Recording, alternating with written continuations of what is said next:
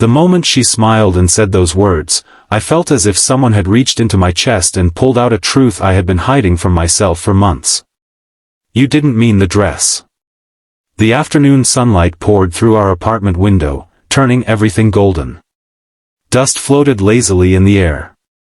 The city outside buzzed with life, but inside our small living room, time seemed to stop.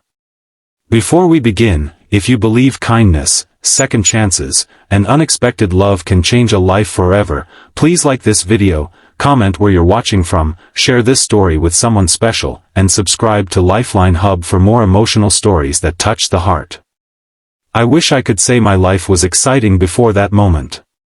It wasn't. At 28 years old, I spent most of my days buried in work. My name was Callum, and I worked as a graphic designer for a marketing company downtown. Every morning looked exactly like the one before. Wake up. Drink coffee. Catch the train. Sit in front of a screen for 10 hours. Come home exhausted. The only thing that made my days different was my roommate. Her name was Maren. 3 years earlier, we had met through a housing website when both of us were desperately searching for an affordable apartment. Neither of us had enough money to live alone, and neither of us wanted the chaos of a crowded shared house. The arrangement was supposed to be temporary. 3 years later, we were still roommates. At first, Maren was simply someone who occupied the second bedroom. Over time, she became my closest friend. She had a way of bringing light into ordinary moments. She sang while washing dishes. She bought flowers even when money was tight. She left encouraging notes on the refrigerator whenever she knew I had an important meeting. When my father passed away unexpectedly 2 years after we moved in together, it was Maren who sat beside me on the apartment floor while I cried harder than I ever had before. She never tried to fix my grief. She simply stayed. Sometimes that matters more.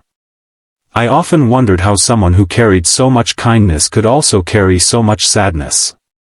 Because beneath her smile, there was always something else. A quiet loneliness. A shadow she rarely talked about. I learned bits and pieces over the years. Her mother had abandoned the family when she was young. Her fiancé had left her 6 weeks before their wedding. She struggled with believing she was enough. Even when everyone around her loved her, she seemed unable to love herself. That broke my heart. The problem was that somewhere along the way, friendship stopped being enough for me. I didn't notice exactly when it happened.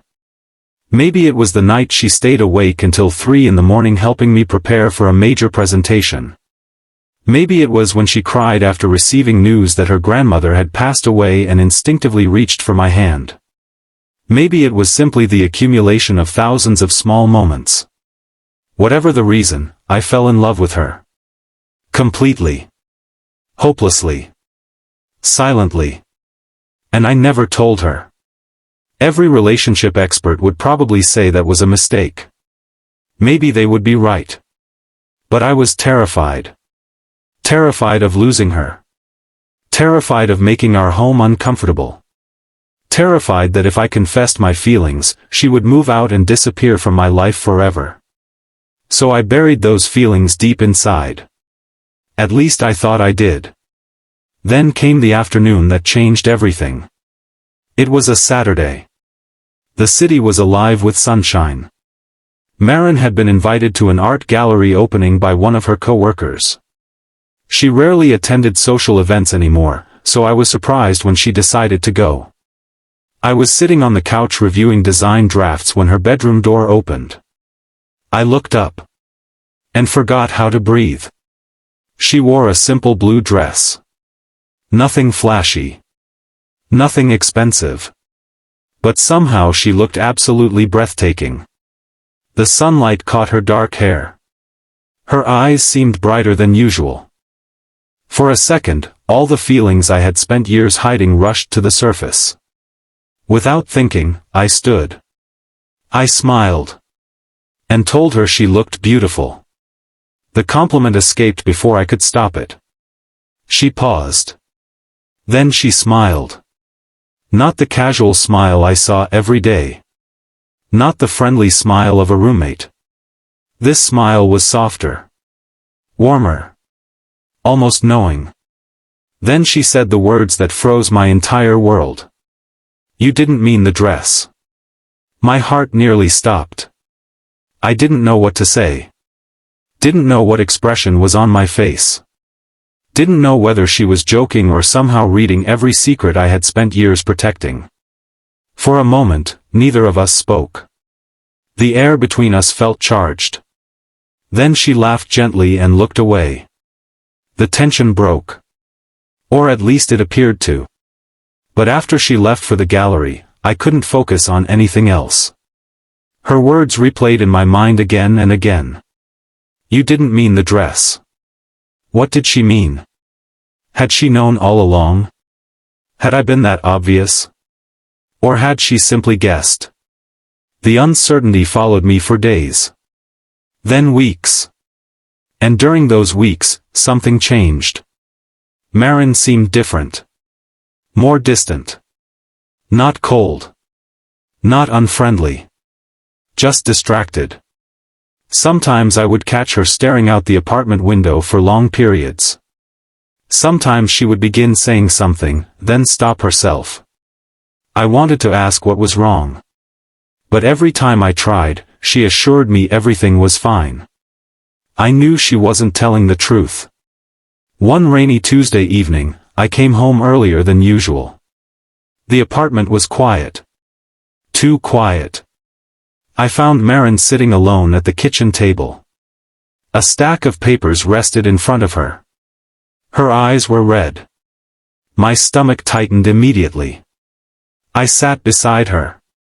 She tried to smile. Failed. Then finally admitted what she had been hiding. The company she worked for was shutting down. Within a month, everyone would lose their jobs. I felt my chest sink. Maren already struggled financially. She had little savings. No family she could depend on. And now the stability she relied on was disappearing. For the first time in years, I saw genuine fear in her eyes. Not sadness. Not disappointment. Fear. The following weeks became some of the hardest of her life. Applications. Interviews. Rejections. More applications. More rejections. Every rejection chipped away at her confidence. Every unanswered email made her doubt herself a little more. I watched her slowly begin believing the worst things about herself. That she wasn't talented enough. Smart enough. Good enough. It hurt to witness. One evening, I found her sitting on the apartment balcony after sunset. The city lights sparkled below. Tears filled her eyes. She looked exhausted. Defeated. For a long time, neither of us spoke. Then she quietly admitted something she had never told me before. After her fiancé left years earlier, she spent a long time believing people only stayed until someone better came along. That belief never truly disappeared. Every rejection seemed to confirm it. Every disappointment reinforced it. I listened carefully. Then I told her something I hoped she would remember forever. I told her that sometimes life breaks our confidence before it reveals our strength. I reminded her of everything she had survived. Everything she had overcome. Everything she had accomplished despite impossible odds. And for the first time in weeks, I saw a small spark return to her eyes. Not happiness. Not yet. Hope. Sometimes hope is enough. The next month tested both of us. But little by little, things improved. Maren began freelancing. Small projects at first. Then larger ones.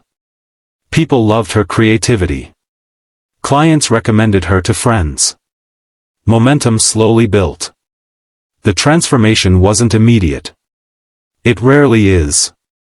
But every success gave her another reason to believe in herself. Every achievement helped rebuild what years of disappointment had damaged. And through it all, we grew even closer. Closer than roommates. Closer than friends.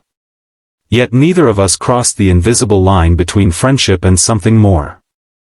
Perhaps we were both afraid. Perhaps we were both waiting. Or perhaps life simply wasn't finished writing our story. One bright spring afternoon, nearly 6 months after the company closure, Maren received a call that changed everything.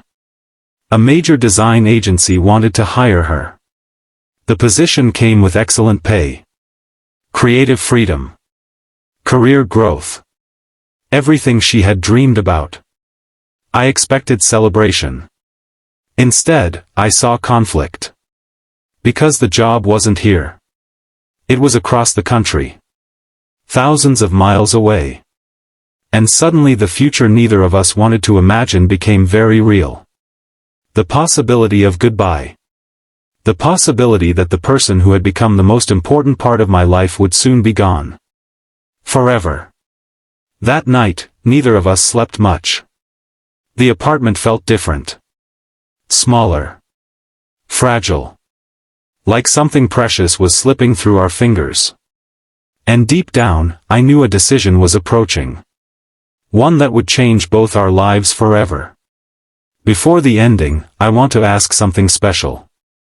Comment below, have you ever loved someone in silence because you were afraid of losing them? Your story might help someone else feel less alone. As the days passed, I realized something that terrified me. The greater fear wasn't telling Maren how I felt. The greater fear was never telling her at all. And watching her leave without ever knowing the truth. The morning of her final decision arrived beneath clear blue skies and warm sunlight. She stood by the window holding the official offer letter. I stood across the room pretending to be calm. Neither of us knew that within hours, every hidden feeling would finally come into the light. And when it did, nothing would ever be the same again. If this story has touched your heart so far, please like, share, comment, and subscribe to Lifeline Hub.